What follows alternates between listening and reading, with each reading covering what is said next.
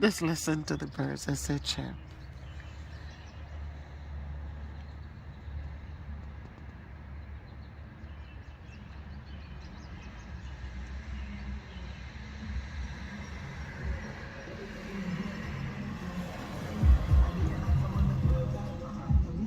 Just listen, my people. It's a beautiful, beautiful sound. My neighbors just had visitors. The music, it's not my music, people. It's my neighbors. Yep, so jump up and give thanks. You hear me? Just get up and be thankful. This week we're just being quiet. On Monday I'll be doing the state math assessments. And again, as I asked you last week, as the kids took the state language arts assessment, I ask you this week to lift them up in prayer, you know, because boy, I tell you, it's a rough time listen teaching. You know, it's really amazing how things change over time, how children have become so different, that parents are not holding them accountable. Superintendents are not holding parents accountable. I know that this week I was having a talk with the young lady who is supporting my classroom now as a paraprofessional. And one of the things that I was sharing, you know, I said every year when school needs to, we go back to school, they have what they call a convocation for teachers. And I'm saying, you know, it's like, instead of having convocation for teachers, some of us have been teaching for donkey years. So what kind of convocation we need anymore? What they need is to start pulling in parents and talking to them about what the expectations are for the school year for them and their children, so that parents can say they didn't know. You know, instead of just looking at teachers to be doing everything, you think about even for parent-teacher conferences, and they have a mass something they call parent square, where all information go out to every single parent, every child in the school, and information goes out to them, the families. And yet they don't come. They want you to make phone calls after they get that information. You talk to the kids about it. They expect you to send letters home. They expect you to make phone calls to all of them. So when you do all of that, they still don't even show up. Then tell me, you know, it is so. It would be one thing if you're making the phone calls and they're coming out so that you can have a conversation. You can show them the kids' work. You can say this is where they need help. But nothing that you do encourages them to come.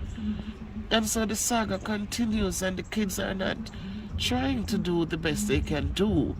It's more drama, so much unnecessaries that we have to deal with. Not just us, but teachers all over the place.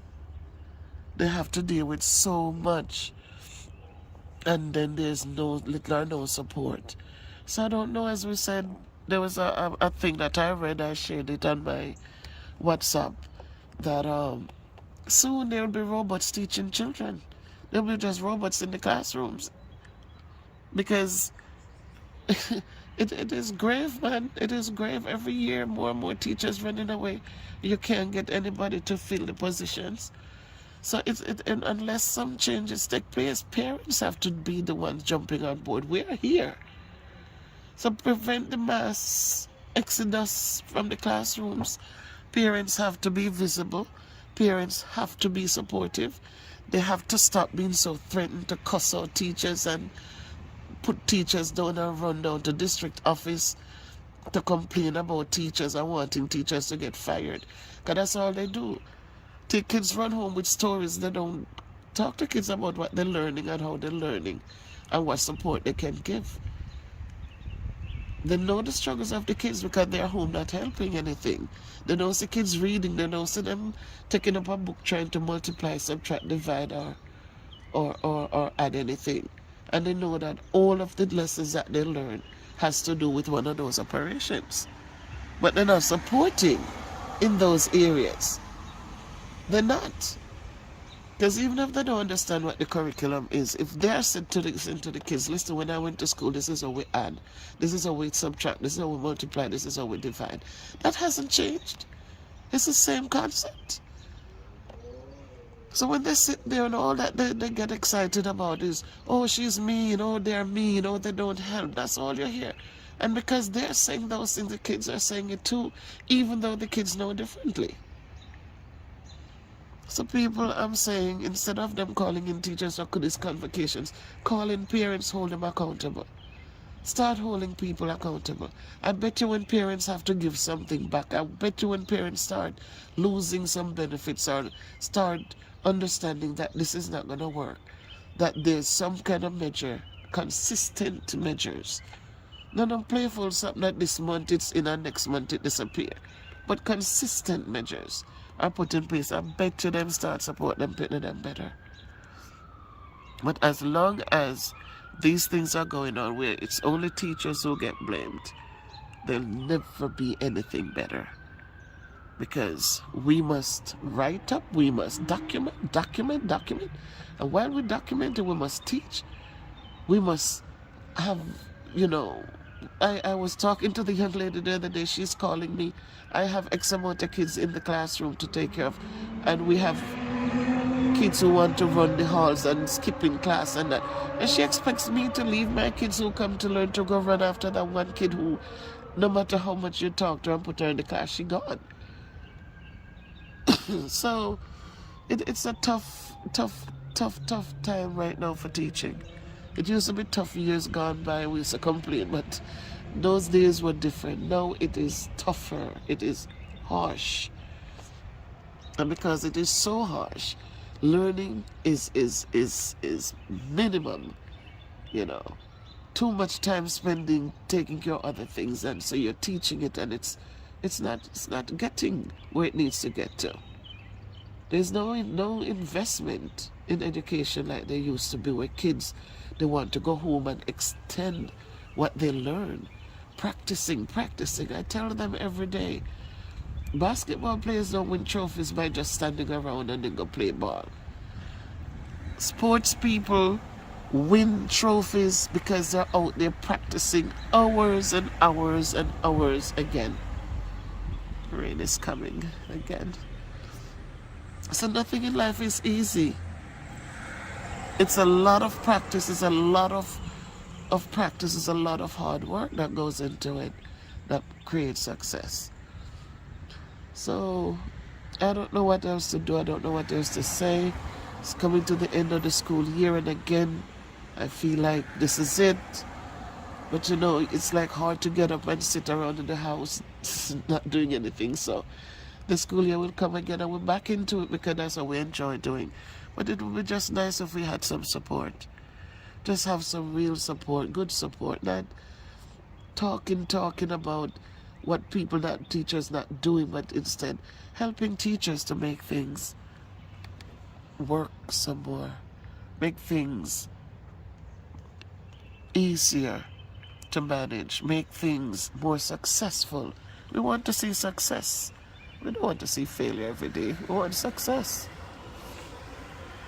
So guys, that's my little thing this morning, because it's Sunday and I'm getting ready for tomorrow to go back into the work.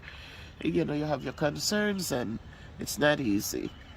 But we gotta go in and do the best we can do, because that's what we do.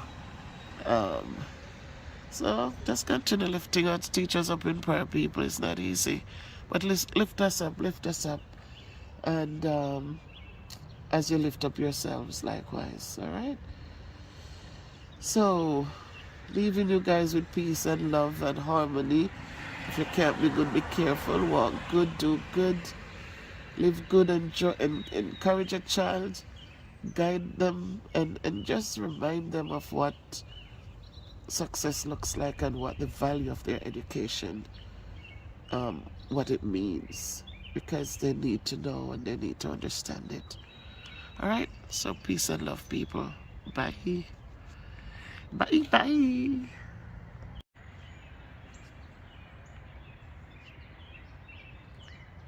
Can you hear the chirping of the birds, guys? It has been raining since Friday night, and I'm looking out my window right now, and you see these are the things below my window, and it's the first time I knew that they had like little, you see those little like flowers blooming on them?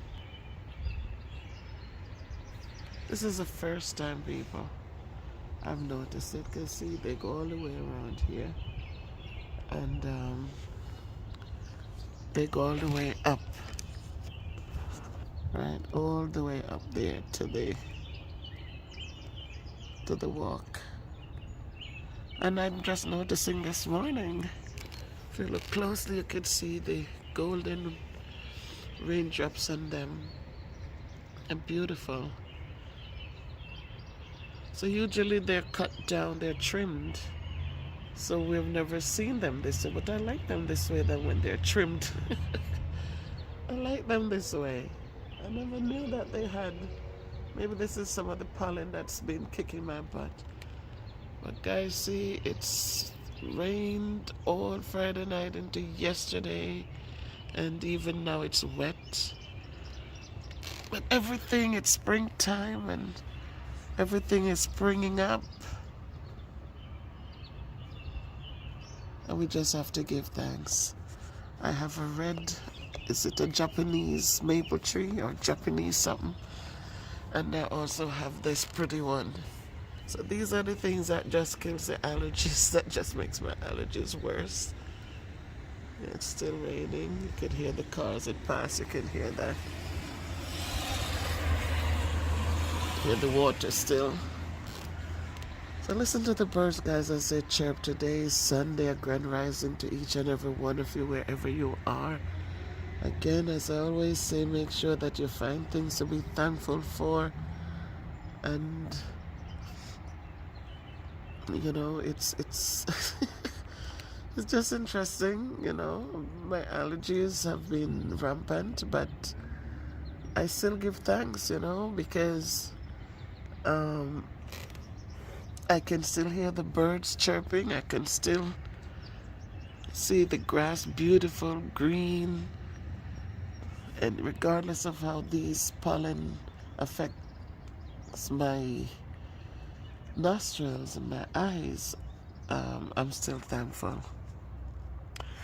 So enjoy your Sunday, guys. Whatever you're cooking up today, remember, it's not the amount, it's that you cook it with love. You're sharing with somebody, and you're enjoying what you have, where you have it, and just making sure that you're doing it with a thankful heart. So it's a little bit chilly, but chilly is not freezing cold, so we're thankful. I just decided to use my smartness instead of videotaping through the grill. I put my hands through, I moved the mesh and put my hands through, and getting a nice clear picture. So again, yes guys, a few weeks ago those were like gone, and see, as the spring comes back, they're up and green, and it's beautiful. So I want us to know that whatever is going on, there's still a lot to be thankful for. So get out there, take a moment to observe a tree, take a moment to just stop and listen to the chirping of the birds.